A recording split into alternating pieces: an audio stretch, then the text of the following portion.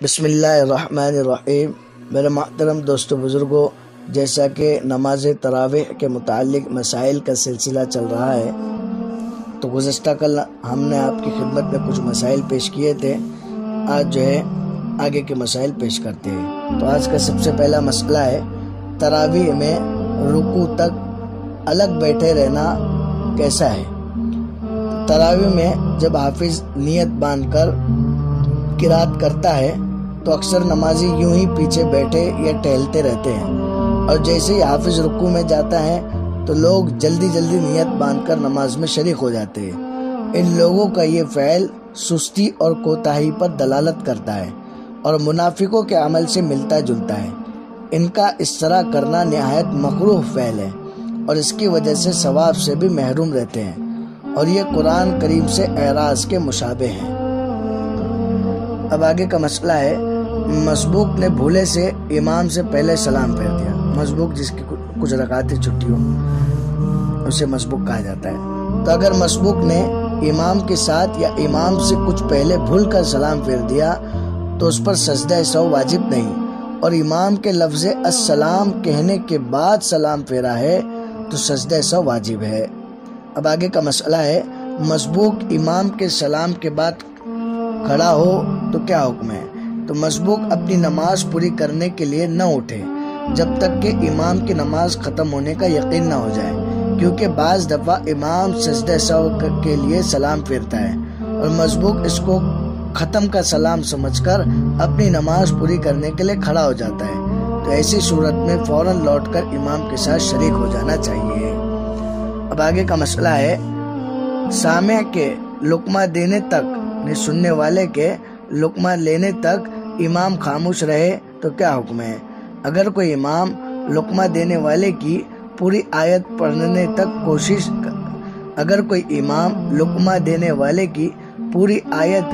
پڑھنے تک خاموش رہے تو بھی اس پر سجدہ سہو لازم نہیں آئے گا اور نہ ہی نماز فاسد ہوگی۔ اب آگے کا مسئلہ ہے، اگر امام کے سر اٹھانے سے پہلے رکوع میں گیا تو رکعت مل گئی یا نہیں؟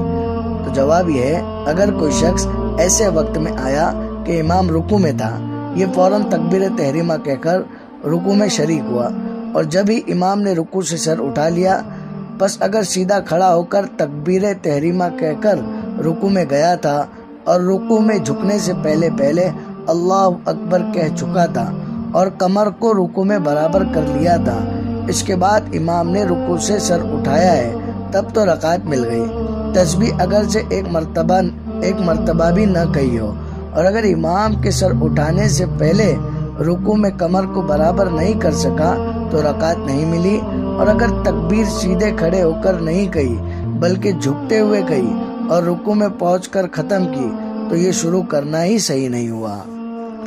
اب آگے کا مسئلہ ہے، رکوع میں امام کے ساتھ شریک ہو کر صرف ایک ہی تکبیر کہی تو کیا حکم ہے؟ اگر رکوع میں امام کے ساتھ آ کر شریک ہوا اور صرف ایک ہی تکبیر کہی تب بھی نماز صحیح ہو گئی، اگرچہ اس تکبیر سے رکوع کی نیت کی ہو اور تکبیر تحریمہ کی نیت نہ کی ہو، اس کی نیت کا اعتبار نہ ہوگا، بشرطے کہ تکبیر کھڑے ہو کر کہی ہو، رکوع میں نہ کہی ہو۔ آگے کا مسئلہ ہے، سجدہ تلاوت کا کیا حکم ہے؟ تو آیت سجدہ پڑھنے والے اور سننے والے دونوں پر سجدہ تلاوت واجب ہوتا ہے۔ آگے کا مسئلہ ہے کہ سورہ حج کے 2 سجدے جو کہ 17ویں پارے میں، تو اس کا کیا حکم ہے؟ تو سورہ حج میں پہلا سجدہ واجب ہے، دوسرا سجدہ واجب نہیں۔ اب آگے کا مسئلہ ہے، نماز کے باہر آیت سجدہ کی تلاوت کی مگر سجدہ نہیں کیا تو کیا حکم ہے؟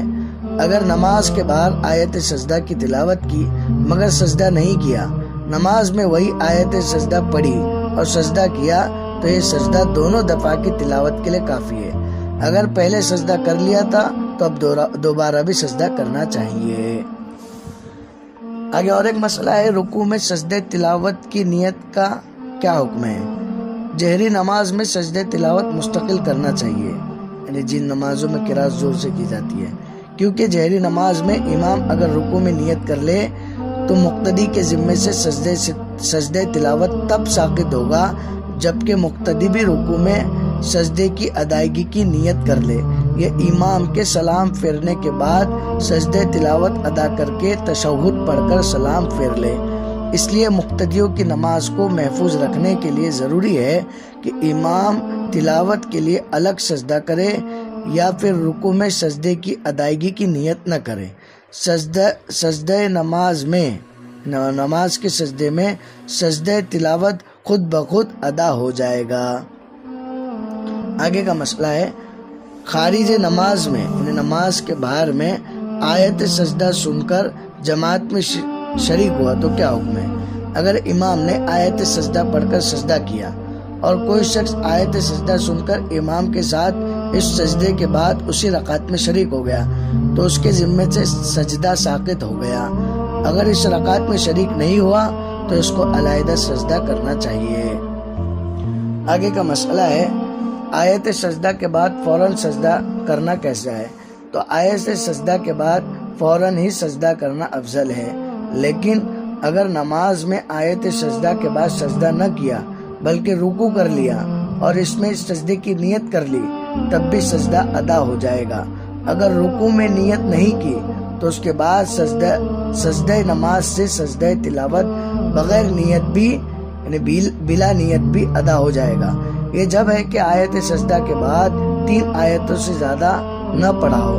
اگر آیت سجدہ کے بعد 3 آیتوں سے زیادہ پڑھ چکا ہو تو اب اس سجدے کا وقت جاتا رہا، نہ نماز میں ادا ہو سکتا ہے نہ نماز کے باہر، توبہ استغفار کرنا چاہیے۔ اب آگے کا مسئلہ ہے سجدے تلاوت کرنے کے بعد کھڑے ہو کر 1-2 آیتیں پڑھ کر رکوع کرنا بہتر ہے یا نہیں؟ تو جواب یہ ہے سجدے تلاوت کرنے کے بعد کھڑے ہو کر 1-2 آیتیں پڑھ کر رکوع کرنا بہتر ہے۔ اسی طرح اگر آیت سجدہ جو کہ سورت کے ختم پر ہے پڑھ کر سجدہ کیا تو اب سجدے سے اٹھ کر فوراً رکوع نہ کیا جائے اس خیال سے کہ سورت ختم ہو ہی گئی، بلکہ 3 آیت کی مقدار پڑھ کر رکوع کرنا چاہیے۔ اب آگے اور ایک مسئلہ ہے نماز میں سجدے تلاوت کرنے کے بعد پھر وہی آیت سجدہ پڑھنا کیسا ہے؟ اگر امام نے آیت سجدہ تلاوت کرنے کے بعد سجدہ کیا اور سجدے سے کھڑے ہونے کے بعد بجائے اگلی آیت کے وہی آیت سجدہ دوبارہ پڑھ لی تو پہلا سجدہ تلاوت کافی ہوگا، دوسرا سجدہ کرنے کی ضرورت نہیں۔ اسی طرح سجدے کی آیت دوسری رکعت میں دہرائی تو پہلا سجدہ کافی ہے۔ اب آگے اور ایک مسئلہ ہے کہ سجدہ تلاوت کے بعد دوبارہ سورہ فاتحہ پڑھنا کیسا ہے؟ بعض مرتبہ تراویح کے دوران بے خیالی میں یہ صورت پیش آتی ہے کہ امام آیت سجدہ پڑھ کر جب سجدہ تلاوت کر کے کھڑا ہوتا ہے تو سورہ فاتحہ پڑھ کر آگے قرات شروع کرتا ہے، تو شرعاً اس سے نماز میں کوئی خرابی نہیں آتی۔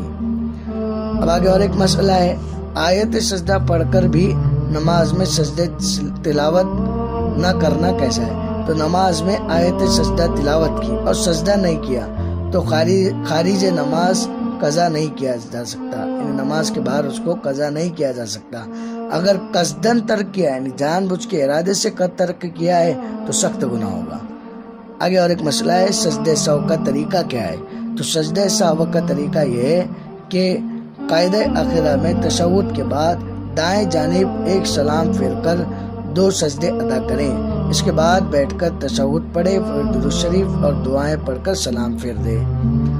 آگے اور ایک مسئلہ ہے نماز میں جان بوجھ کر غلطی کی تلافی سجدہ سہو سے ہو سکتی ہے یا نہیں؟ نماز میں جان بوجھ کر غلطی کی تلافی سجدہ سہو سے ہو سکتی ہے یا نہیں؟